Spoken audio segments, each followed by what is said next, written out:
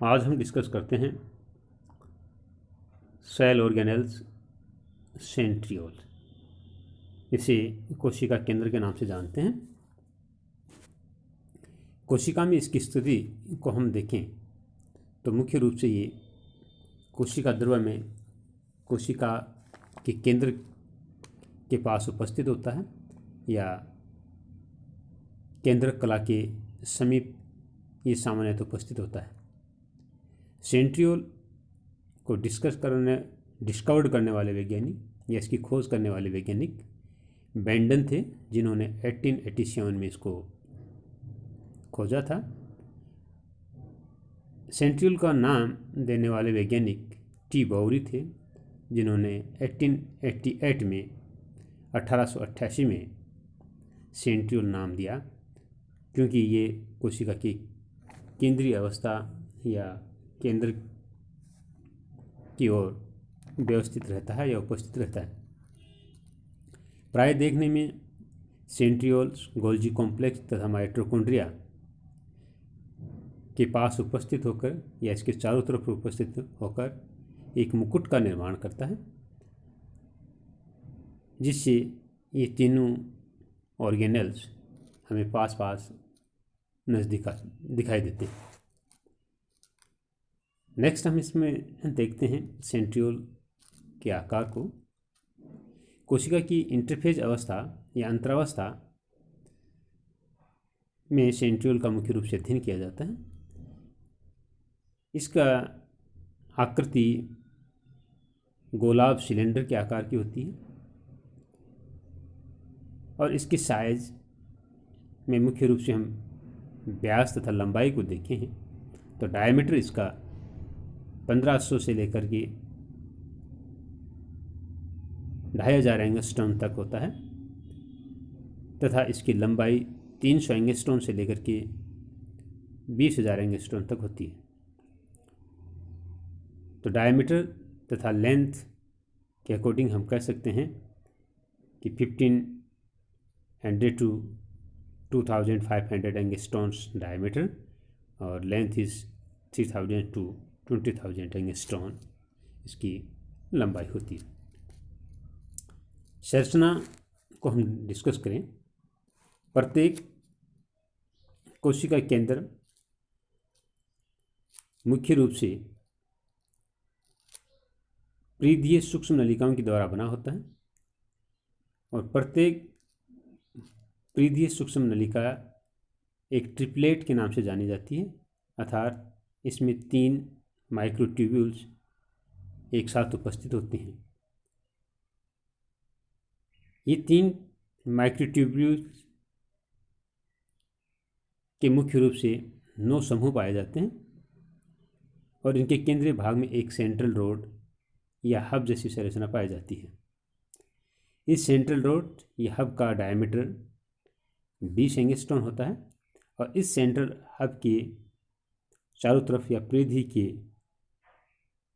और हम जब अध्ययन करते हैं तो देखते हैं कि इसी की परिधि में 9 हमें माइक्रोट्यूब्यूल्स दिखाई देती हैं जो ट्रिपलेट में बटी रहती हैं।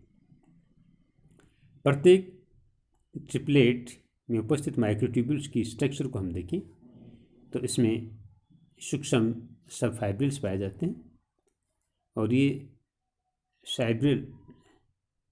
सब फाइब्रिल्स मुख्य रूप से ट्यूबुलिन नामक प्रोटीन के द्वारा बने रहते हैं।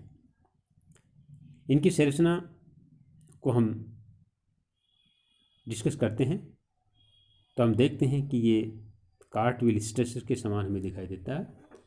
कोई गाड़ी की पहिए की जैसे संरचना होती है उसके अनुसार हमें मुख्य रूप से दिखाई देता है। किसी भी गाड़ी के पहिए को देखें या साइकिल के पहिए को देखें तो उसके बीच में हब या एक केंद्रीय भाग पाया जाता है और परिधि की तरफ उसमें ताड़ियाँ पाई जाती हैं और जहाँ पर ताड़ियाँ जुड़ी होती हैं जिन्हें हम ट्रिपलेट के नाम से जान सकते हैं। केंद्रीय हब की परिधि की तरफ जो 9 तंतु होते हैं, ये सभी 9 तंतु ताड़ियों के माध्यम से या स्पोक के माध्यम से, ताड़ियाँ जिसे स्पोक के नाम से भी जाना जाता है, हब तथा प्रीदि तंतु इन स्पोक के माध्यम से ही आपस में जुड़े रहते हैं। प्रत्येक सूक्ष्म नलिका की संरचना, जैसा कि हमने बताया कि ट्यूबुलिन नामक प्रोटीन के द्वारा बनी होती है। इसे हम ग्लोबुलर सब यूनिट के नाम से भी जानते हैं या इसे हम फाइब्रिल के नाम से भी जानते हैं। प्रत्येक ट्रिपलेट की संरचना का अध्ययन करते हैं तो हम जानते हैं कि इसमें, जैसा कि नाम से ही इंगित है कि ये ट्रिपलेट है या 3 सूक्ष्म नलिकाएं पाई जाती हैं। प्रत्येक सूक्ष्म नलिका के अंदर सब फाइब्रिल पाई जाती हैं या और सूक्ष्म संरचनाएं पाई जाती हैं जिसे हम सब फाइब्रिल के नाम से जानते हैं। प्रथम ट्रिपलेट की स्ट्रक्चर को हम देखें तो इसमें 13 सब फाइब्रिल पाए जाते हैं। द्वितीय ट्रिपलेट में 10 सब फाइब्रिल पाए जाते हैं और इसी प्रकार से तृतीय ट्रिपलेट में भी 10 सब फाइब्रिल पाए जाते हैं, क्योंकि प्रथम ट्रिपलेट में उपस्थित 13 फाइब्रिल के 3 फाइबर द्वितीय और तृतीय सब फाइब्रिल में कॉमन रूप से व्यवस्थित होते हैं।